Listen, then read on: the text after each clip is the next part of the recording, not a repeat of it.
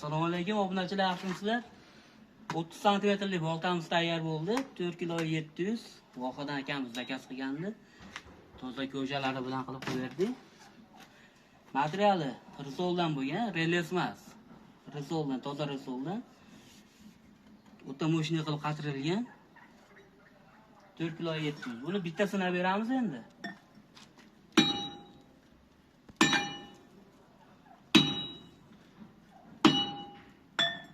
Qalta aytmadi, mana bitta temirdan ko'rsatib beramiz.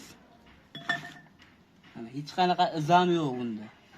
Videolarda e'tibor bergan bo'lsanglar, izi chiqib qoldi deydi-yu. Unaqa narsa ham yo'q.